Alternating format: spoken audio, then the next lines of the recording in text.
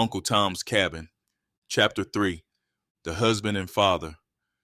Mrs. Shelby had gone on her visit, and Eliza stood in the veranda, rather dejectedly looking after the retreating carriage, when a hand was laid on her shoulder.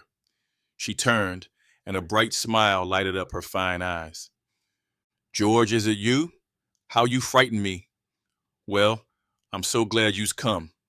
Missus is gone to spend the afternoon, so come into my little room and we'll have the time all to ourselves." Saying this, she drew him into a neat little apartment opening on the veranda, where she generally sat at her sewing, within call of her mistress. "How glad I am. Why don't you smile? And look at Harry, how he grows." The boy stood shyly regarding his father through his curls, holding close to the skirts of his mother's dress. "Isn't he beautiful?"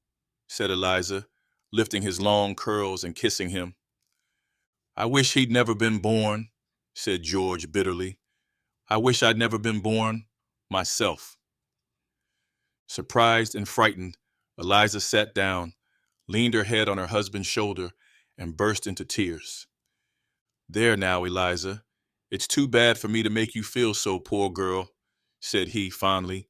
"It's too bad. Oh, how I wish you never had seen me. You might have been happy." "George, George, how can you talk so? What dreadful thing has happened or is going to happen?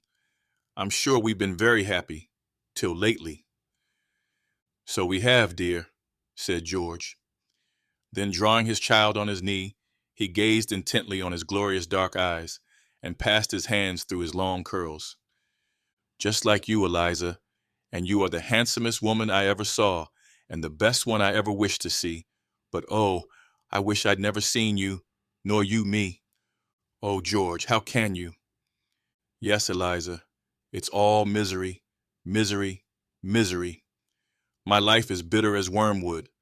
The very life is burning out of me. I'm a poor, miserable, forlorn drudge.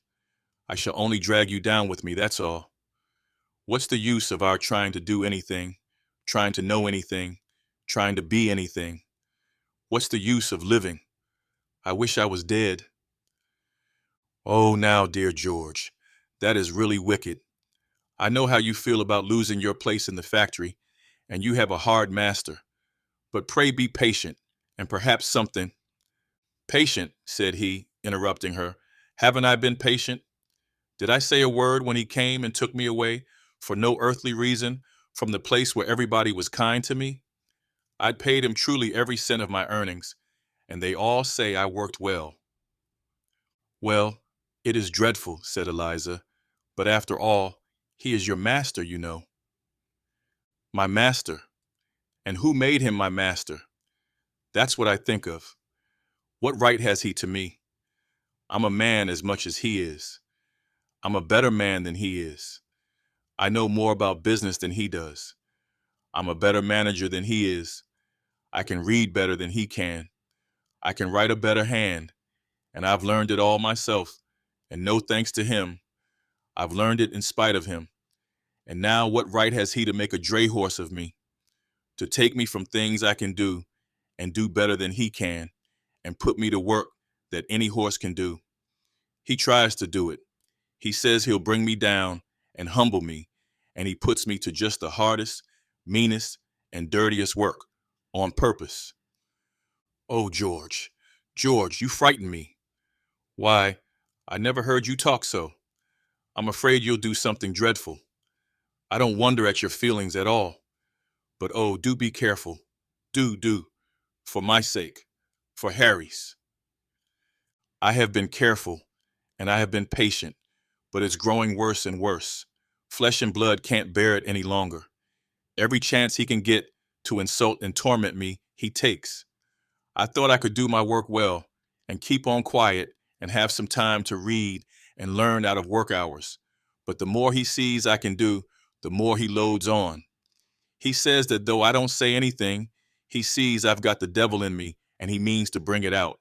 And one of these days, it will come out in a way that he won't like, or I'm mistaken." "Oh dear, what shall we do?" said Eliza mournfully. "It was only yesterday," said George, As I was busy loading stones into a cart, that young Master Tom stood there, slashing his whip so near the horse that the creature was frightened. I asked him to stop, as pleasant as I could. He just kept right on. I begged him again, and then he turned on me and began striking me. I held his hand, and then he screamed and kicked and ran to his father and told him that I was fighting him. He came in a rage and said he'd teach me who was my master, and he tied me to a tree and cut switches for young master and told him that he might whip me till he was tired, and he did do it, if I don't make him remember it sometime. And the brow of the young man grew dark, and his eyes burned with an expression that made his young wife tremble. Who made this man my master? That's what I want to know, he said. Well, said Eliza mournfully, I always thought that I must obey my master and mistress, or I couldn't be a Christian. There is some sense in it in your case. They have brought you up like a child, fed you, clothed you, indulged you, and taught you so that you have a good education. That is some reason why they should claim you. But I have been kicked and cuffed and sworn at, and at the best only let alone. And what do I owe? I've paid for all my keeping 100 times over. I won't bear it. No, I won't, he said, clenching his hand with a fierce frown. Eliza trembled and was silent. She had never seen her husband in this mood before, and her gentle system of ethics seemed to bend like a reed in the surges of such passions.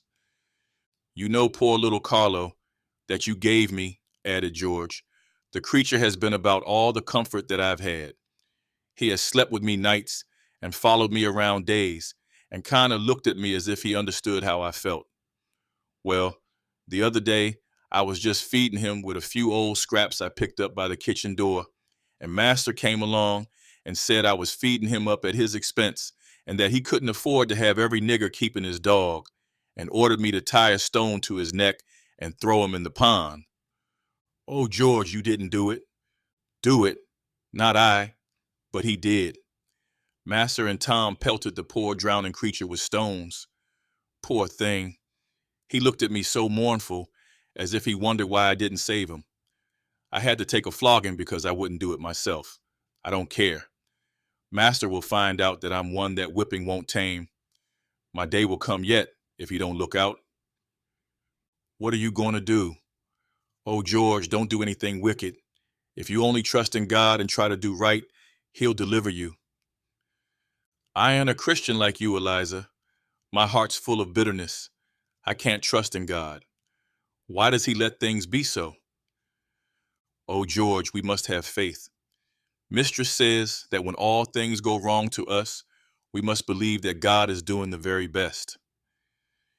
That's easy to say for people that are sitting on their sofas and riding in their carriages. But let them be where I am. I guess it would come some harder. I wish I could be good, but my heart burns and can't be reconciled anyhow. You couldn't in my place. You can't now if I tell you all I've got to say. You don't know the whole yet. What can be coming now? Well, lately Master has been saying that he was a fool to let me marry off the place, that he hates Mr. Shelby and all his tribe because they are proud and hold their heads up above him, and that I've got proud notions from you. And he says he won't let me come here anymore, and that I shall take a wife and settle down on his place. At first he only scolded and grumbled these things, but yesterday he told me that I should take Mina for a wife and settle down in a cabin with her, or he would sell me down river. Why, but you were married to me by the minister, as much as if you'd been a white man, said Eliza simply. Don't you know a slave can't be married? There is no law in this country for that. I can't hold you for my wife if he chooses to part us. That's why I wish I'd never seen you, why I wish I'd never been born. It would have been better for us both. It would have been better for this poor child if he had never been born. All this may happen to him yet. Oh, but Master is so kind. Yes, but who knows? He may die, and then he may be sold to nobody knows who. What pleasure is it that he is handsome and smart and bright? I tell you, Eliza, that a sword will pierce through your soul for every good and pleasant thing your child is or has. It will make him worth too much for you to keep.